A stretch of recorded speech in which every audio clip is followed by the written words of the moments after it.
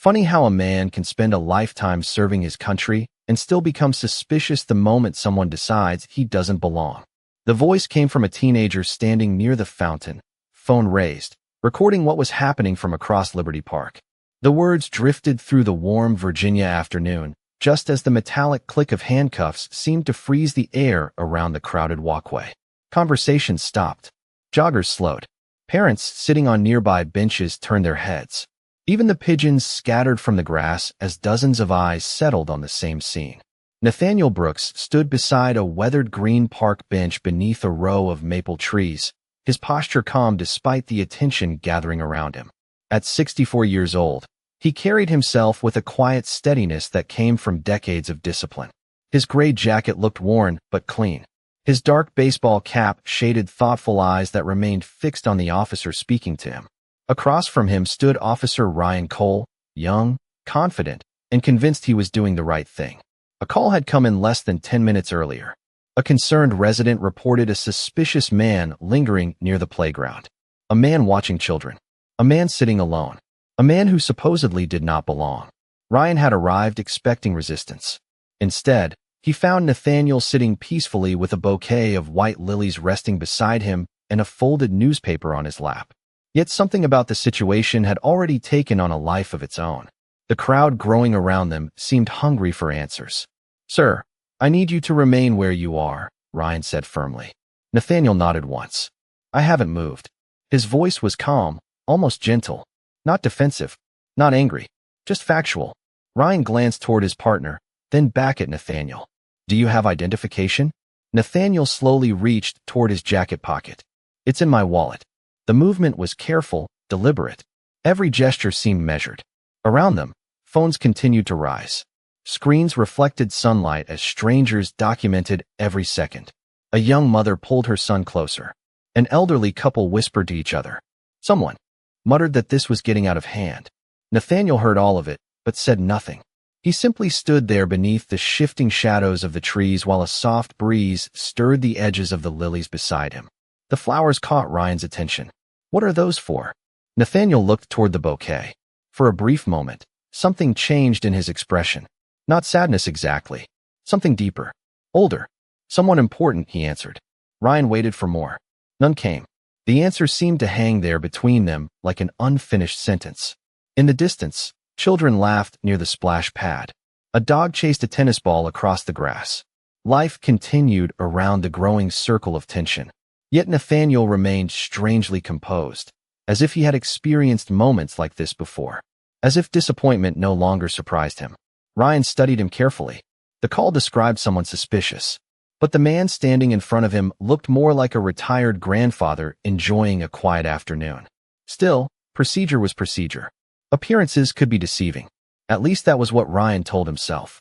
Nathaniel slowly lifted his eyes toward the American flag flying above the park entrance nearly 200 yards away. The fabric rippled against the bright blue sky. For a second, his gaze lingered there. Then he looked back at the officer. "May I ask a question?" Ryan hesitated. "What is it?" Nathaniel's expression never changed. "What exactly made me suspicious?" The question settled over the crowd. No one answered. Not the officers. Not the bystanders. Not even the woman who had placed the original call. The park suddenly felt quieter than before. And somewhere beyond the trees, unnoticed by everyone present, a black SUV had just turned into the entrance road leading toward Liberty Park. Nathaniel Brooks did not answer immediately. His eyes drifted from Officer Ryan Cole to the bouquet resting on the bench beside him. The white lilies moved gently in the afternoon breeze, their petals bright against the dark green paint. For a moment, it seemed as though the entire park was waiting for his response.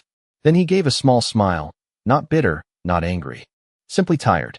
"That is a question I have been asking for a long time," he said quietly. Ryan shifted his weight, but said nothing. Around them, the crowd continued to grow. A few people whispered. Others kept recording. Yet Nathaniel seemed untouched by the attention. He stood with the patience of a man who had learned years ago that some battles could not be won by speaking louder. Liberty Park had become part of his routine nearly every Saturday morning. Rain or sunshine, summer heat or winter wind, he always arrived at the same time. He always carried flowers. He always sat on the same bench beneath the maples near the fountain. Most visitors never noticed him. The groundskeeper noticed. The elderly woman who fed ducks near the pond noticed. A little boy named Tommy who liked to race his scooter past the fountain noticed. But beyond that, Nathaniel blended into the background like another piece of the park itself. Quiet, predictable, easy to overlook. The truth was that Nathaniel preferred it that way. There had been a time when people recognized his face. A time when reporters asked questions. A time when his name appeared in newspapers and military publications across the country. But those years felt distant now, belonging to someone else. The man standing in Liberty Park was not interested in recognition. He was interested in peace. Every week, he came here for one reason. The lilies were for his younger brother, Isaiah. 40 years earlier, Isaiah had never come home from overseas. Every year, Nathaniel visited the memorial stone hidden among the trees at the far edge of the park. It was small enough that most people walked past without seeing it. But Nathaniel never forgot. Not once. He would sit quietly, remember the brother he had lost, and then leave before sunset. It was a ritual nobody knew about. Nobody except one person. Near the fountain stood an elderly maintenance worker named Walter Jenkins. Walter watched the scene unfolding now with disbelief etched across his face. He had known Nathaniel for nearly 8 years. They exchanged greetings every Saturday. Sometimes they talked about baseball, sometimes about the weather. Once, Nathaniel had spent nearly an hour helping Walter fix a broken wheel on a maintenance cart. Nathaniel never mentioned his accomplishments, never bragged, never drew attention to himself. Walter only knew him as a kind man who treated everyone with respect. "This cannot be right," Walter muttered under his breath as he stepped closer through the crowd. Meanwhile, Ryan continued studying the older man in front of him. Something about Nathaniel felt different from every other call he had responded to. Most people became defensive. Some became frustrated. Others demanded explanations. Nathaniel did none of those things. Instead, he looked almost concerned for everyone else, as though he understood something they did not. A young woman standing nearby lowered her phone for a moment. "Sir," she asked softly, "do you come here often?" Nathaniel turned toward her. "Almost every week." "Why?" The question hung in the air. Nathaniel glanced toward a distant grove of trees beyond the fountain. The memorial was hidden there, invisible from where the crowd stood. His expression softened. "To keep a promise," he said. Nobody understood what he meant. Yet something about the answer silenced the murmurs around him. Even Ryan seemed unsure how to respond. Then, from somewhere near the park entrance, the low hum of approaching engines drifted through the warm afternoon air. Several heads turned instinctively. The sound was distant but growing closer. Nathaniel heard it too. For the first time all day, a faint look of recognition crossed his face. Not surprise, not concern, recognition, as though he already knew exactly who was arriving and exactly why. The sound grew louder with each passing second, low and controlled, the kind of sound produced by expensive engines moving with purpose rather than speed. Conversations throughout the park faded into uneasy silence. People turned toward the entrance road, shielding their eyes from the afternoon sun as 3 black sport utility vehicles appeared between the rows of oak trees lining the drive. Officer Ryan Cole followed the movement with a slight frown. The vehicles were unusual for Liberty Park. This was a neighborhood park, not the sort of place that attracted motorcades. The lead vehicle rolled forward slowly before stopping near the curb beside the fountain. The 2 vehicles behind it positioned themselves neatly several yards apart. No sirens, no flashing lights, just quiet precision. The crowd instinctively stepped back. Nathaniel Brooks watched without changing expression. His shoulders remained relaxed. His hands remained still. Yet Walter Jenkins noticed something different. The older maintenance worker had seen Nathaniel every week for years, and for the first time that afternoon, the faintest hint of anticipation appeared in the man's eyes. A driver stepped out of the lead vehicle. He looked to be in his late 40s, tall and composed, dressed in a dark suit despite the summer heat. His posture immediately caught Ryan's attention. The man moved with unmistakable discipline, every step deliberate and practiced. He paused beside the vehicle and scanned the scene. His eyes found Nathaniel instantly. Then his expression changed. Concern flashed across his face before being replaced by professional calm. Several people in the crowd raised their phones higher. Someone whispered that Nathaniel must be a politician. Another guessed he was a wealthy businessman. A third suggested he might be some kind of celebrity. None of them knew the truth. The driver began walking toward the gathering. Not hurried, not aggressive, purposeful. Ryan felt uncertainty settle into his chest. He had responded to countless calls during his career, but something about this situation no longer felt routine. The driver approached until he stood just outside the circle of onlookers.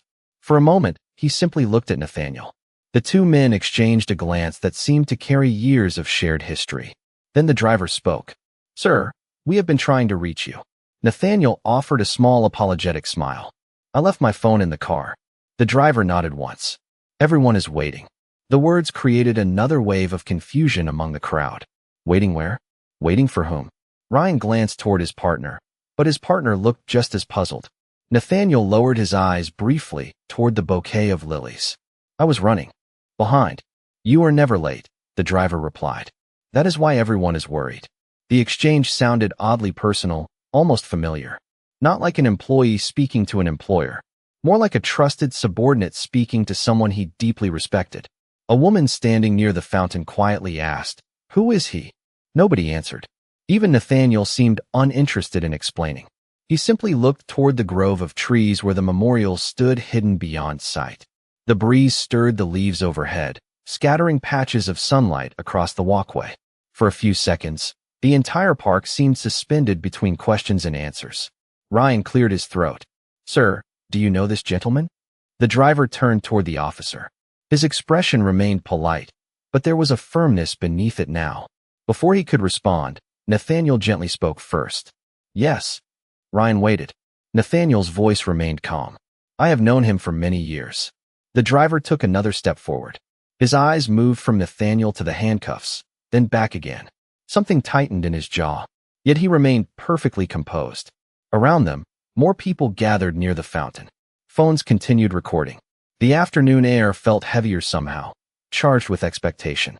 Then, from the second vehicle, another figure emerged.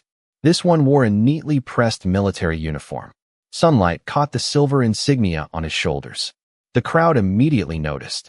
A murmur spread through the park like wind through tall grass. Nathaniel watched the officer approach. The driver straightened slightly. Walter Jenkins felt his heart begin to pound.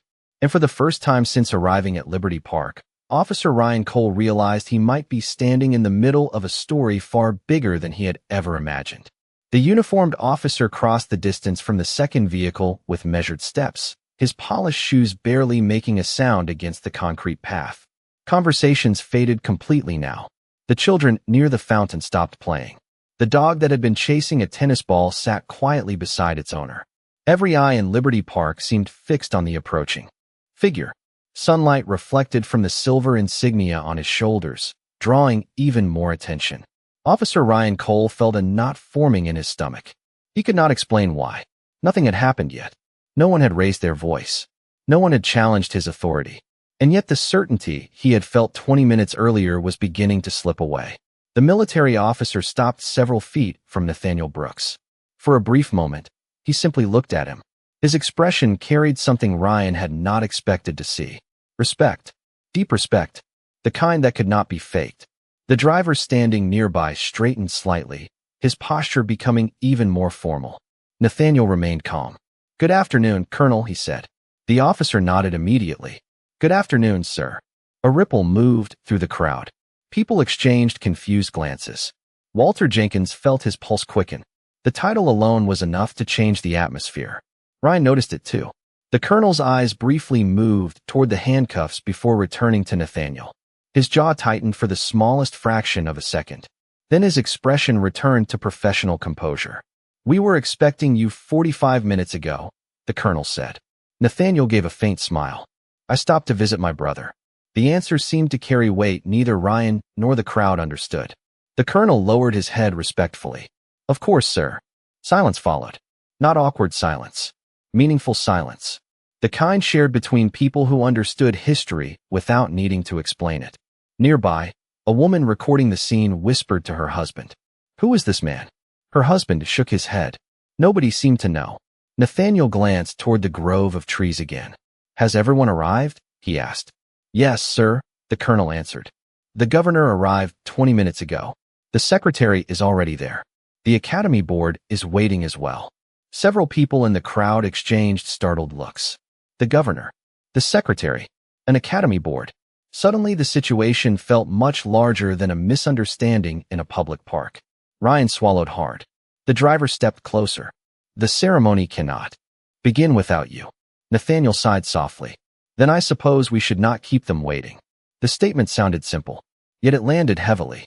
Ryan looked from Nathaniel to the colonel and back again. Questions crowded his mind. Ceremony? Governor? Academy board? None of it matched the image described in the original report. The man standing before him was supposed to be suspicious. Instead, highly respected officials were apparently waiting for his arrival.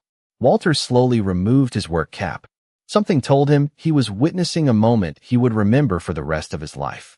The colonel finally turned toward Ryan. His expression remained courteous. Officer, may I ask what happened here? Ryan opened his mouth, but hesitated. For the first time since putting on the badge that morning, he found himself unsure of the answer. The crowd waited. The driver waited. Even Nathaniel seemed willing to wait. A breeze swept through the park, rustling the trees overhead. Somewhere in the distance, a church bell rang the hour. Then Nathaniel spoke before Ryan could respond. There was a misunderstanding. His tone carried no anger, no accusation, no embarrassment, just quiet dignity. The colonel studied him carefully, understanding far more than was being said. And as the afternoon sun shifted across Liberty Park, Ryan began to realize that the calm man standing before him had just offered him a kindness he had not earned. Ryan Cole felt every eye in the park settle on him. A few minutes earlier, he had been completely certain of himself. The call had sounded routine. A concerned citizen reported suspicious behavior. He responded the way he had been trained to respond. Yet standing there now, surrounded by military officers, silent spectators, and a man whose calm seemed almost impossible, certainty had become something else entirely. Doubt. The colonel remained composed, but there was an unmistakable seriousness behind his expression. The driver stood quietly beside Nathaniel, saying nothing, allowing the older man to control the moment exactly as he had controlled every moment since this began. Nathaniel glanced toward Ryan and offered a small nod. It was not permission. It was not approval. It was something stranger. Understanding. The gesture unsettled Ryan more than any accusation could have. Around them, phones continued recording. The video that had started with curiosity was now spreading far beyond Liberty Park. Notifications flashed across screens. Comments multiplied. People wanted answers. Yet the man at the center of it all seemed completely unconcerned with public opinion. Walter Jenkins stepped closer through the crowd. His weathered hands gripped the edge of his maintenance cap. "Officer," he said carefully, "I have known this gentleman for years." Ryan turned toward him. Walter rarely spoke loudly. Today, however, his voice carried across the gathering. Every Saturday. Same bench. Same flowers. Same visit. He pointed toward the grove of trees beyond the fountain. He comes to honor somebody he lost. The crowd followed Walter's gesture. Suddenly the park looked different. The bench looked different. Even the bouquet of lilies looked different. What had appeared suspicious to one observer now seemed heartbreakingly ordinary.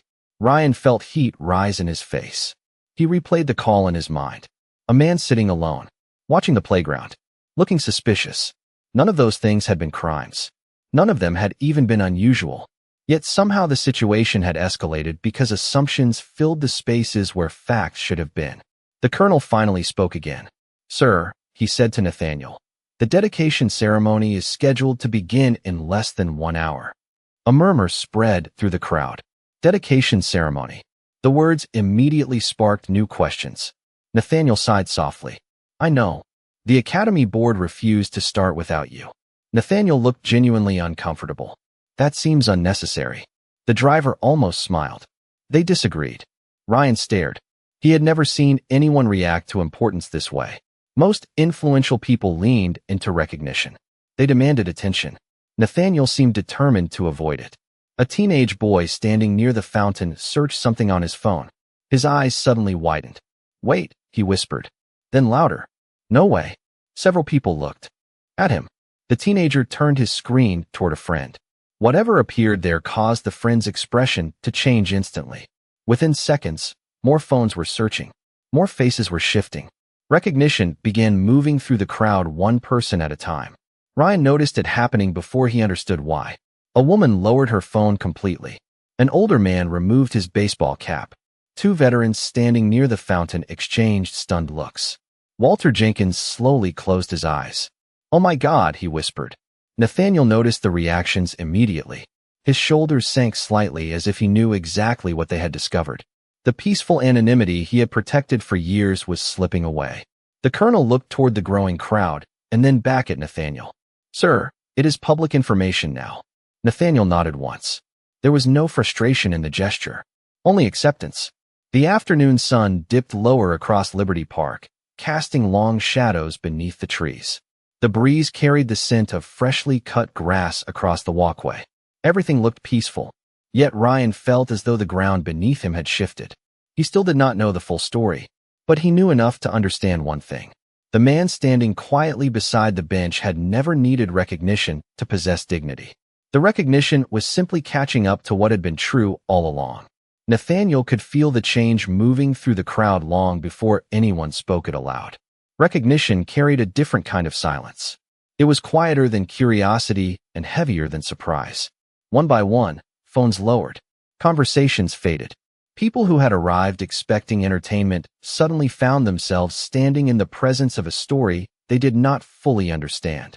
The afternoon sun hung lower over Liberty Park now, washing the sidewalks and trees in a warm amber glow. The fountain continued its steady rhythm in the background. Water rose and fell. Leaves drifted across the grass. Life moved forward exactly as it had an hour earlier, yet everything felt different. Nathaniel looked down at the bouquet resting beside the bench. The white lilies were beginning to wilt, slightly in the heat. Carefully, he adjusted the ribbon around the stems. The simple motion drew Walter Jenkins's attention. The maintenance worker watched with moist eyes. For years he had known Nathaniel as the quiet man with flowers. Nothing more. Now strangers around him were searching articles, reading headlines, discovering accomplishments that stretched across decades. Yet Nathaniel remained focused on the same flowers he brought every Saturday. The contrast settled heavily over everyone watching. The colonel stepped closer. His voice softened. "Sir, the dedication can be delayed another few minutes if necessary." Nathaniel shook his head.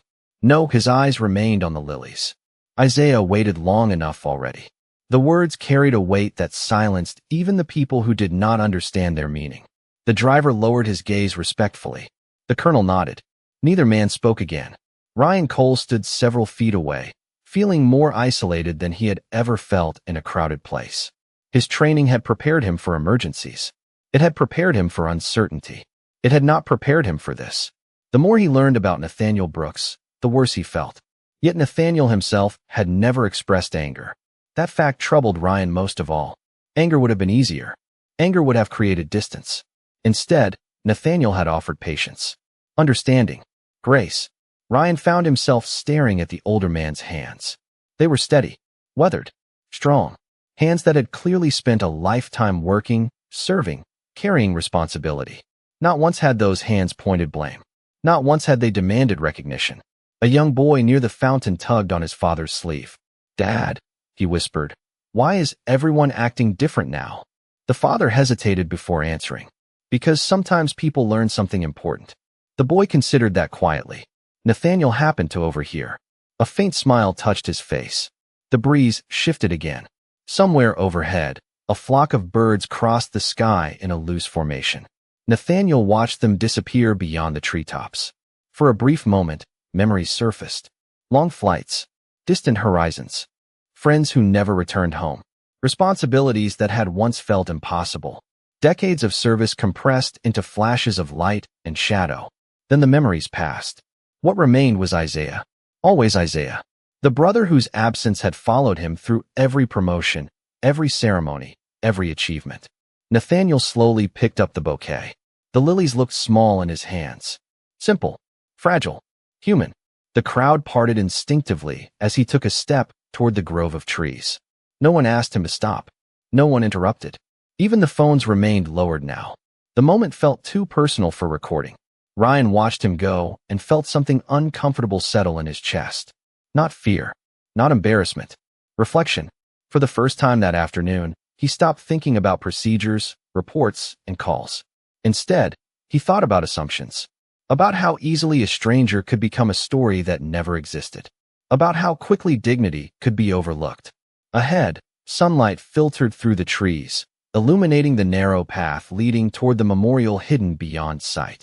Nathaniel paused for only a second before continuing forward, carrying the flowers, carrying the memory, and carrying himself with the same quiet strength he had shown from the beginning. Behind him, Liberty Park stood completely still, as though every person present understood that something far more important than recognition was unfolding before their eyes. Nathaniel followed the narrow path through the trees until the sounds of the crowd faded behind him. The memorial stood exactly where it always had, tucked beneath a canopy of old oaks that filtered the afternoon light into soft patterns across the stone. It was not large. It was not grand. Most visitors to Liberty Park never even knew it existed. Yet to Nathaniel, it was the most important place in the entire city. He stopped a few feet away and looked at the engraved name that had brought him here every week for 4 decades. Isaiah Brooks. The letters had weathered slightly over the years, but Nathaniel never needed to read them. He knew every line of that stone by heart. Carefully, he knelt and placed the bouquet of lilies at its base. For several seconds he said nothing. The breeze moved gently through the branches overhead. Sunlight flickered across the polished surface. Somewhere in the distance, a bird called out. It felt less like silence and more like a conversation that did not require words. Behind him, footsteps approached slowly. The colonel stopped several yards away, giving Nathaniel space. The driver remained farther back. Neither man interrupted. They simply waited. Finally, Nathaniel stood. His eyes lingered on the memorial one last time before he turned. He would have hated all this attention, he said quietly. The colonel smiled faintly. Perhaps. Nathaniel looked toward the trees, separating them from the rest of the park. He was always the better man. The colonel shook his head. Sir, with respect, that is not what history says. Nathaniel gave a small laugh. History was not there. The 3 men began walking back toward the main pathway. As they emerged from the grove, the crowd came into view once again. But now something had changed. The uncertainty was gone. Nearly everyone holding a phone had discovered who Nathaniel Brooks was. News articles filled screens. Archived photographs appeared. Images of ceremonies, military briefings, humanitarian missions, and presidential commendations spread from person to person. The realization moved through the crowd like a wave. Yet the greatest surprise was not his rank. It was what people were reading beneath it. Medal citations describing lives saved. Stories of soldiers brought home. Accounts of villages rebuilt after disasters. Interview after interview praising his leadership, humility, and refusal to seek recognition. The title mattered. The character mattered more. Ryan Cole stood frozen near the fountain. His phone remained in his pocket. He no longer needed it. Walter Jenkins slowly approached him and handed over a folded newspaper clipping he had found online and printed years earlier. Ryan glanced down. The photograph showed a much younger Nathaniel standing beside the President of the United States. Beneath it was a headline honoring a military operation that had prevented a major international crisis. Ryan read the article twice, then a third time. Each sentence seemed harder to process than the last. He looked up just as Nathaniel emerged from the trees. The crowd instinctively stepped aside, not because anyone ordered them to, because respect had replaced curiosity. The colonel moved forward and opened the rear door of the lead vehicle. Before Nathaniel entered, the driver straightened completely. His posture became rigid with military precision. Then, in full view of everyone gathered in Liberty Park, he raised his hand in a formal salute. "Ready, General?" The words landed over the crowd like a bell ringing across still water. Several people gasped. Others lowered their heads. Ryan felt his chest tighten. The title made everything real. Not because it revealed power, because it revealed how wrong the assumptions had been. Nathaniel returned the salute with quiet dignity. There was no pride in the gesture, no triumph, only respect. The same respect he had shown everyone from the beginning. The colonel stood at attention. The driver remained motionless. Even 2 veterans near the fountain instinctively straightened their posture. For a moment, Liberty Park became completely silent. And in that silence, every person present understood the same uncomfortable truth. The man they had overlooked had spent a lifetime serving people who never knew his name. Ryan Cole could not look away. The salute still hung in his mind long after the driver's hand lowered. Around him, Liberty Park remained frozen in a silence that felt almost sacred. No one seemed eager to speak. No one seemed eager to move. The afternoon had begun with assumptions. It had become something entirely different. Nathaniel stood beside the open vehicle door, sunlight resting across his shoulders. The title people had just heard explain part of the story, but not all of it. In many ways, it explained the least important part. A rank could be printed on paper. A title could be spoken aloud. Character was something else entirely. The colonel reached into the vehicle and removed a leather portfolio. He handed it carefully to Nathaniel. The board requested that you review the final dedication statement before arrival. Nathaniel accepted it with a polite nod. I told them there was no need. They insisted. A faint smile appeared on the colonel's face. They insist on many things when your name is involved. Several people nearby overheard the exchange. Curiosity returned, but this time it was different. It was no longer curiosity about who Nathaniel was. It was curiosity about what he had done. A veteran standing near the fountain stepped forward. He looked to be in his 70s. His hands trembled slightly as he removed an old military cap. General Brooks? Nathaniel immediately turned toward him. Yes, sir. The veteran laughed softly. You still answer people like that. Nathaniel smiled. Old habits. The veteran's eyes glistened. My son served under your command overseas. Nathaniel's expression softened immediately. What was his name? Michael Turner. Nathaniel did not hesitate. Good man. Excellent medic. The veteran covered his mouth with one hand. 40 years of military service. Thousands of names. Yet Nathaniel remembered his son instantly.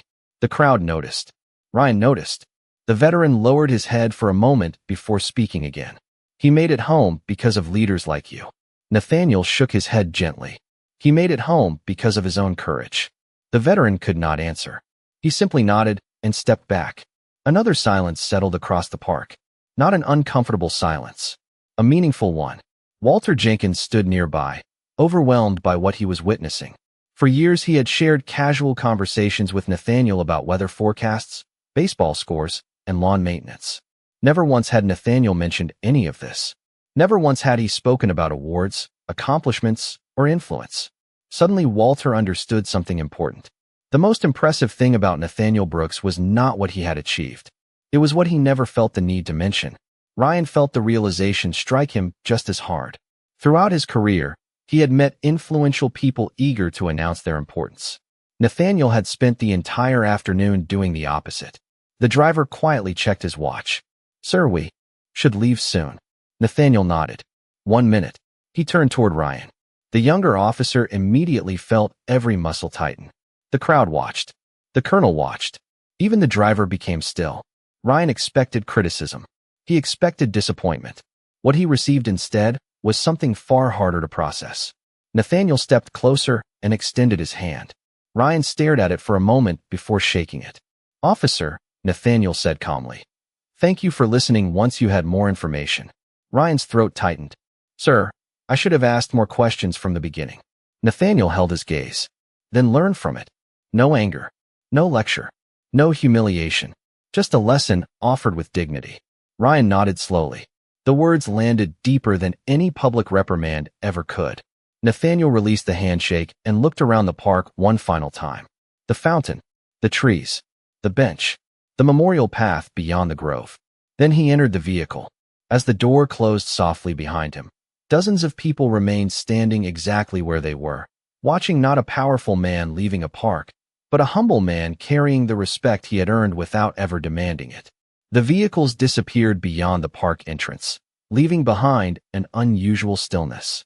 For several moments, nobody moved. The fountain continued to spray water into the afternoon air.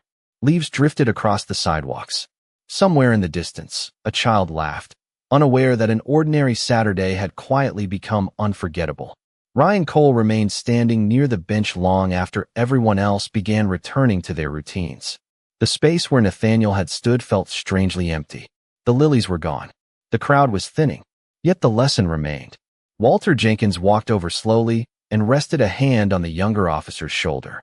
Neither man spoke at first. They simply watched the sunlight stretch across the grass. You know, Walter finally said, he never talked about himself. Ryan nodded. I noticed. Walter smiled faintly. Every week he asked about my grandchildren. Every week he remembered their names. The older man shook his head. That is the part people never put. In the articles. Ryan looked down at the ground. The articles. The photographs. The awards. They all mattered. But somehow they seemed smaller now than the simple image of a man carrying flowers to honor his brother. A man who had every reason to demand recognition and never once asked for it. Hours later, across town, hundreds of guests filled the grounds of the military academy. State officials stood beneath white tents. Veterans occupied rows of reserved seats. Cameras pointed toward a newly unveiled stone building waiting for its dedication ceremony. The governor stepped to the podium and welcomed the crowd. Yet when Nathaniel Brooks was invited to speak, the applause lasted nearly a full minute. Nathaniel waited patiently for it to end. Then he approached the microphone. The setting sun cast a golden glow across the gathering. He looked out at the audience. Distinguished guests, military leaders, families, students, reporters, people who admired him, people who had never met him. Then he began speaking, not about his achievements, not about medals, not about rank. Instead, he told a story about a young man named Isaiah Brooks, a brother who loved baseball, a brother who laughed too loudly, a brother who believed service meant putting others first. As Nathaniel spoke, many people in the audience wiped tears from their eyes. The academy building carried Nathaniel's name, yet he spent most of his speech honoring someone else. When he finally reached the end, he paused for a moment. The crowd grew silent. Character, he said quietly, is not revealed when people know who you are. Character is revealed when they do not. The words hung in the evening air. Treat every person with dignity, not because of their title, not because of their accomplishments, not because of what they can do for you. Treat them with dignity because they are human. Silence followed. Then came the applause. Not loud at first. Genuine. Deep. Lasting. Back at Liberty Park, the last light of day faded behind the trees. The bench beneath the maples sat empty. The fountain shimmered beneath the glow of nearby lamps. Ryan returned there after his shift ended. He stood quietly for several minutes, looking toward the memorial path hidden among the oaks. Then he removed his hat and bowed his head. There was no crowd, no cameras, no audience, just a young officer reflecting on a lesson he would carry for the rest of his life. The evening breeze moved softly through the branches overhead. Somewhere beyond the trees, the memorial stone rested in peaceful silence. And for the first time all day, Liberty Park felt exactly as Nathaniel had always seen it. Not as a place of suspicion, not as a place of judgment, but as a place where memory, respect, and humanity quietly endured long after people stopped looking.